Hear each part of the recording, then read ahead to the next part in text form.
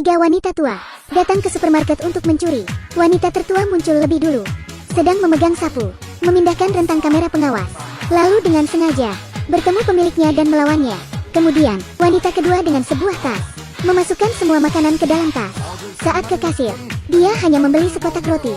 Kasir terkejut. Kasir itu melihat bahwa wanita ini banyak mengambil barang. Kasir itu mencegah wanita itu mengambil tasnya, ingin memeriksa tas wanita tua. Saat tas itu dibongkar, tidak ada apa-apa di dalam tas. Kasir meminta maaf sambil mengembalikan tas wanita tua itu. Wanita tua itu pergi. Wanita tua yang mengutuk juga pergi. Dia mengambil sepotong coklat dan membuangnya. Alarm berbunyi dengan keras. Pemiliknya marah, memarahinya karena begitu sombong, tapi tidak memperhatikan. Wanita ketiga di sisi lain membawa tas, dengan tenang keluar dari supermarket. Akhirnya, wanita kedua dan wanita ketiga dibagi dua kelompok, berhasil melarikan diri dari supermarket. Dan medan perang mereka berikutnya, di sebuah gang. Wanita kedua memiliki suara paling keras. Dia bertanggung jawab atas penjualan. Dua wanita yang tersisa bertepuk tangan. Sekelompok kakek nenek datang untuk membeli. Semua orang bergabung dalam kesenangan. Semua barang terjual habis. Mereka pun pulang. Wanita tertua menghitung uang, ditambah penghematan dalam beberapa tahun terakhir. Totalnya 8,4 juta won. Keduanya sangat bersemangat, karena uang ini dapat memenuhi impian mereka, pergi berwisata. Ketiga wanita itu bersemangat pergi ke biro perjalanan, lalu menyerahkan sekantong besar uang kertas dan koin, dan berkata ingin ikut berwisata keluar. Tapi pegawai itu berkata, masalah kecil, masalah kecil. Ketiga wanita itu tidak mengatakan apa-apa. Melihat pegawai akan mengecap kertas, saat menyetor uang ke akun, seorang gangster tiba-tiba masuk ke bank. Wanita kedua dengan cepat mengambil uang di meja dan menyembunyikannya. Gangster itu mulai mencari uang di lemari, dan gangster juga melihat uang yang dipegang wanita itu. Dia ingin mengambilnya. Ketiga wanita itu berjuang mati-matian dan menggigit kedua gangster. Ia juga melihat tato di lengannya. Gangster lain tidak bisa melawan, dan temannya datang membantu. Wanita kedua pingsan. Akhirnya, wanita kedua sadar. Di mana uang kita? Wanita pertama datang ke staf pelayanan, bertanya tentang uang yang mereka setorkan. Pelayan memegang tanda terima dan menjawab sudah disimpan. Mereka berteriak senang, tapi supervisor di sebelahnya mengambil kwitansi. Dan cap ini tidak pas. Uang yang disetorkan tidak berlaku. Mereka pun terkejut, mengatakan untuk membayar kembali uangnya. Pada akhirnya, mereka dibawa keluar dari bank oleh polisi. Wanita itu mencari pengacara. Pengacara mengatakan bahwa kasus ini tidak dapat diajukan. Kemudian, ia juga menagih mereka biaya konsultasi. Harapan semakin menipis. Wanita kedua datang dengan pilihan terakhir, menangkap gangster itu. Saat di jalan, wanita itu mencegat seseorang, melihat apakah ada tato di tangannya, menentukan apakah orang ini pencuri.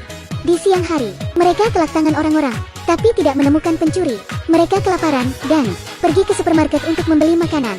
Tiba-tiba seorang pria mengulurkan tangan dan mengambil makanan. Wanita itu melihat ada tato di tangannya. Setelahnya, wanita kedua datang ke rumah pria itu, mengetuk pintu dan berkata membutuhkan bantuannya. Pria itu keluar. Kemudian, wanita ketiga berpura-pura pingsan. Pria itu menurunkan kewaspadaannya. Lalu, tiba-tiba ada yang memukul dari belakang. Ya, wanita pertama melakukannya. Setelahnya, mereka mengikat pria itu ke sebuah ruangan. Menurut tato di lengan, pria ini adalah salah satu gangster. Mereka memintanya untuk menyerahkan uang. Gangster itu mengatakan uang itu diambil oleh teman-temannya. Pria itu juga korban. Mereka terdiam. Apakah uang itu akan disalahgunakan? Saat ini, wanita pertama mengatakan rencana yang lebih gila, mencuri uang di bank. Teman-temannya sangat menentang. Merampok uang akan masuk penjara? Wanita itu mengatakan sesuatu. Jadi dia pernah ke rumah sakit. Dokter mengatakan dia menderita kanker stadium akhir, tidak bisa hidup lama. Mendengar hal itu, mereka berdua setuju. Bagaimanapun, mereka akan mati. Ini menjadi keinginan terakhir. Mereka berjuang dengan semangat. Kemudian, wanita pertama ingin bunuh diri, tapi tidak terjadi dan saat ini mereka sedang melakukan pelatihan merampok bank. Pertama dalam pelatihan menembak, akan tetapi, mereka bahkan tidak bisa menembak. Bahkan pistolnya bergoyang. Bagaimana cara mereka membidik? Langkah kedua latihan fisik. Ini semakin membunuh mereka. Mereka baru saja melatih kekuatan lengan. Wanita itu mengutuk pelatih. Apakah si idiot itu ingin mengubah kita menjadi Bruce Lee? Setiap hari di taman, mereka bertiga berlatih dengan keras. Melihat waktu semakin singkat, pelatih juga memulai pelatihan keras. Mengambil pipa pada jam 6 pagi untuk melatih keseimbangan. Berlatih bertarung pada pukul 10. Memegang dumbbell pada pukul 12. Melatih kekuatan dan ketahanan fisik pada ban. Di sore hari adalah pelatihan kode, mengajari mereka sebuah kode rahasia untuk berkomunikasi. Pelatih menggambar denah bank, agar mereka dapat memperhatikan taktik. Saat ini ketiga wanita bersiap untuk merampok bank. Wanita kedua dan ketiga akan muncul lebih dulu. Mereka akan berpura-pura bertanya, mengamati pergerakan di bank. Tidak ada masalah. Wanita pertama pun masuk. Mereka melihatnya mengambil segelas air. Tiba-tiba, wanita itu pingsan. Orang-orang di sekitar berlari dengan hati-hati. Lalu wanita kedua dan ketiga mengambil selembar kertas yang berisi tulisan "Kembalikan uang saya 8,24 juta won" dan menunjukkan senjatanya dengan gemetar, mengancam petugas. Tetapi, petugas itu sangat patuh, menyerahkan uang itu dengan patuh. Ketika uang datang, wanita kedua dan ketiga bergegas keluar. Wanita pertama melihatnya. Segera ia bangkit dan berkata jika ia baik-baik saja. Lalu, diam-diam keluar dari bank. Ketiganya menuju ke mobil, membuka amplop itu.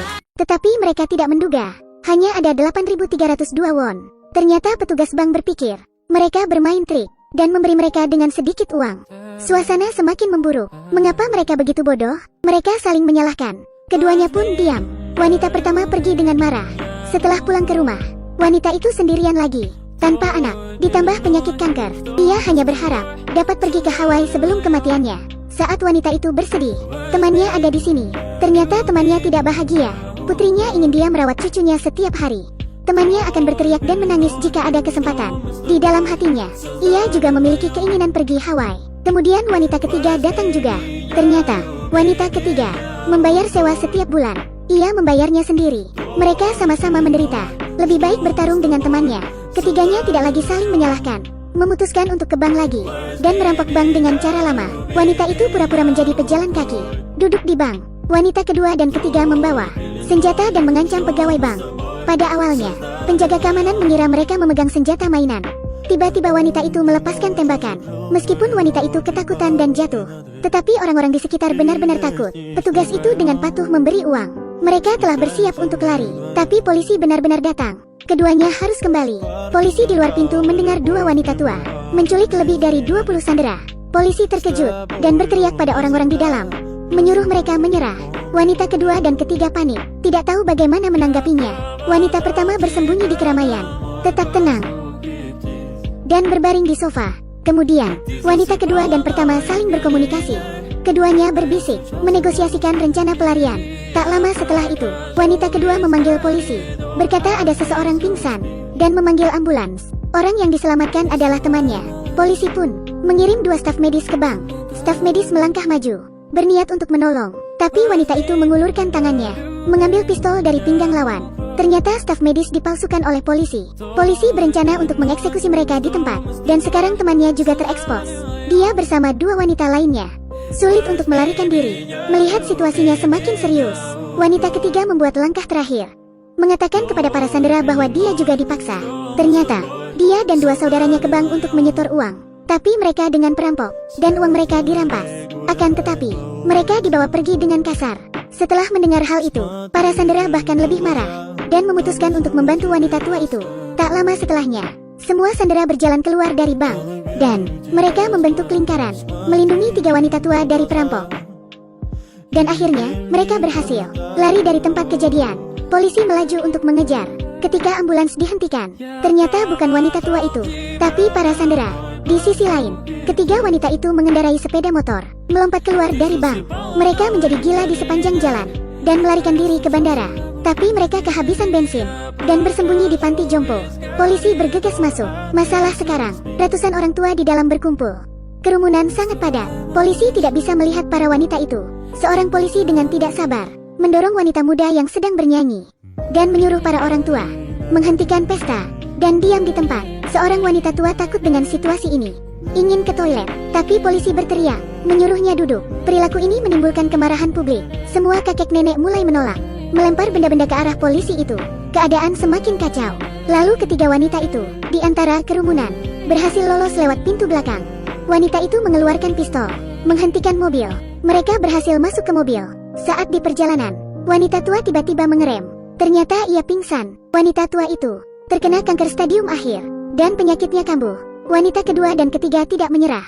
Mereka ingin sebelum kematian temannya, mereka dapat pergi ke Hawaii. Mereka bergegas kembali ke bandara di malam hari, dan bertemu dengan grup tur. Tapi polisi datang selangkah di depan mereka. Ketiganya harus bergerak secara terpisah, menunggu sampai polisi pergi. Wanita itu bergegas ke grup tur, dan berkata ingin mendaftar. Tapi polisi tiba-tiba meraih tangannya. Polisi menemukannya, Kamu tidak berpikir kamu benar-benar bisa melarikan diri, kan? Kemudian, polisi memanggil dua wanita lainnya. Dua wanita itu keluar dan membawa Sandra. Dan mereka melihat temannya tertangkap. Wanita kedua sangat marah. Berkata dia harus membawa temannya ke Hawaii. Dan meminta kepada petugas polisi membiarkan mereka pergi. Wanita pertama berteriak, "Saya bersedia menerima kejahatan ini, tolong." Ini adalah keinginan terakhir dari wanita tua yang sekarat. "Bajingan, biarkan teman-temanku pergi ke Hawaii." Polisi tidak berhati lembut dan memerintahkan anak buahnya membawa mereka. Pada saat ini, wanita pertama menerima nasibnya. Dia membujuk kedua temannya untuk melepas Sandra. Wanita ketiga pun meletakkan pistol. Mereka pun menangis. Ketiga wanita itu dibawa kembali ke kantor polisi. Tetapi, penyakit kanker wanita pertama memburuk. Ia hanya bisa berbaring di tempat tidur. Wanita kedua dan ketiga datang menemuinya. Wanita itu mengucapkan beberapa kata. Dan akhirnya memejamkan mata. Wanita ketiga bertanya, "Apakah ia mati?" "Diam, ia baru saja tertidur." Wanita kedua mendekatkan telinganya, memastikan bahwa temannya benar-benar pergi. Ia tidak bisa menahan tangis. "Bungsu, kamu bisa menangis sekarang."